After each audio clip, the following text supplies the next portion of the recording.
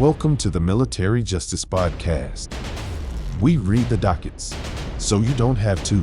Airman First Class Jack Douglas Teixeira, born December 2001, is a former American airman who served in the 102nd Intelligence Wing of the Massachusetts Air National Guard. His stepfather, a retired Master Sergeant in the United States Air Force, and his stepbrother both worked at Joint Base Cape Cod. Teixeira's mother was employed by a nonprofit organization supporting military veterans of Portuguese descent. His grandfather immigrated to the United States from São Miguel Island in the Azores. The Discord leaks, unraveling the red flags in 2023. An FBI investigation exposed Jack Teixeira's involvement in one of the most damaging document leaks in U.S. history. The leak occurred within an online chat room known as Discord. Here are some key points. High school red flags. During his sophomore year in high school, Teixeira alarmed school officials with talk of bringing weapons to school, including Molotov cocktails. He had a history of making threats toward black people and shared violent images with fellow students. These indicators should have raised alarm bells, especially given the context of school violence. Discord and radicalization. Teixeira's radicalization unfolded on Discord, a platform initially for gamers, but later embraced by those interested in military hardware, guns, and gear. His friend group on Discord played a significant role in shaping his views and actions.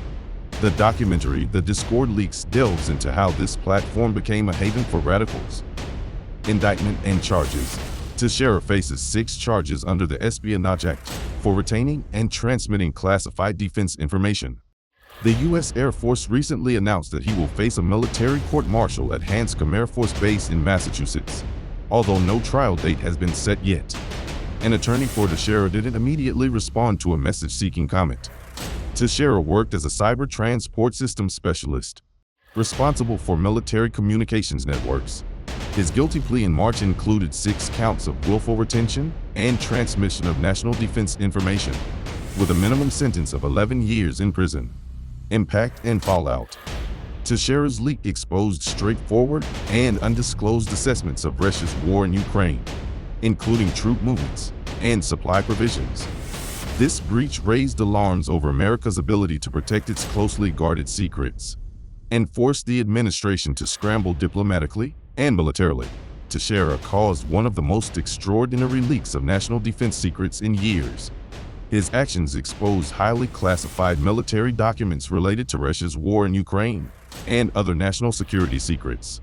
Longest sentence. Teixeira agreed to accept a prison sentence of 16 years, which could be the longest sentence in an unlawful retention case. His guilty plea to 6 counts of willful retention and transmission of national defense information underscores the gravity of the leak.